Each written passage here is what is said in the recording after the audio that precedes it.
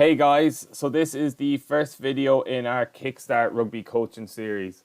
So today we're going to do a brief overview of the 242 rugby system.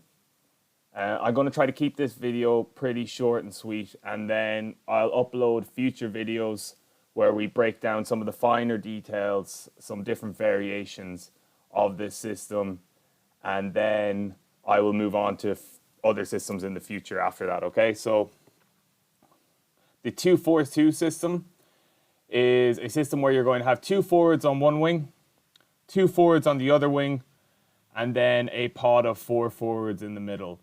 So this system has been utilized in the past by Connacht in the 2015-2016 season when they won the Pro 14.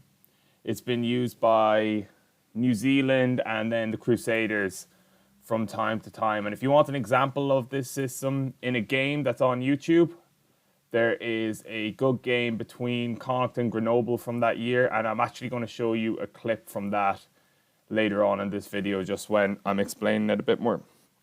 So, for this system, we have our pod of four, and one of the key parts of this in this variation is that our fourth man drops off and he is in line with our back that's behind the pod, okay? We then have another man on the inside and we have our width there. So I'm going to show you quickly that clip then, and we'll just see it in action. So we have our 10, our pod of forwards, we have Bundyaki there in behind, then we have our extra man here, and we have our back on the inside.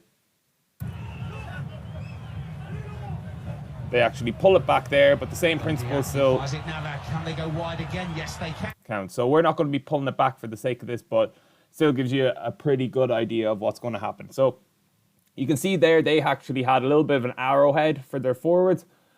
I try to have a straight line as much as possible when I'm coaching this so that my 10 has a passing path to anyone. I like anyone to be an option, and that's just going to keep them defenders guessing a little bit more.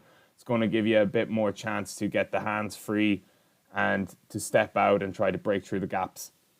So one thing first about how our backs are going to be set up. When I'm running this, I like to have my 10 and my 12. It could be your 10 and your 15. Whatever works for you, or your 10 and your 13 as my distributors.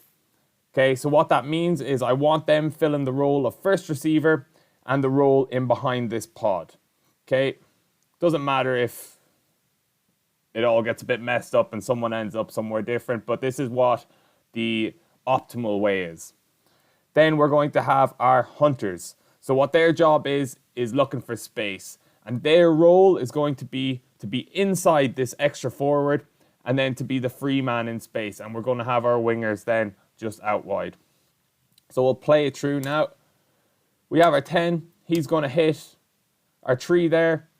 Can't really see it in the video, but our 3 steps out, drawing those defenders. And a key part of this is that you can see now where our 2 distributors go. The distributor that was on this side, he just drops straight back. These drop back, they work really hard, and that gives us an option to snap back always.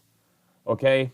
That's the benefit of not having him having to run the whole way around. Our 12, who was behind the pod, he is going to become the first receiver on this side. Our 13 then is on our forward, extra forwards inside hip, and he's going to run a spot line. So we'll see it here. He spots in behind. Then we just play out wide. Nice and simple. Now watch where everyone ends up. So our 12, he was the first receiver here. He was on this side. He was our distributor on that side. He is going to become the first receiver now because he was the closest distributor. Closest distributor becomes first receiver. The furthest distributor fills in behind the pod. It's pretty simple. Then our 2 hunters, they're communicating together, okay?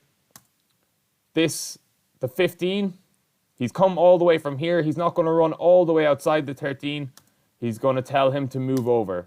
Now he is inside our 1 and he's there to run that spot line. It's the same again on the way back.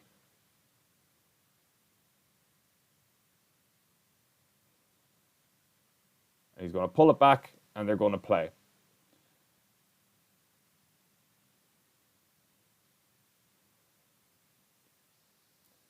Perfect. So as I said, I'm going to try to keep these videos short and sweet. So that's it for today.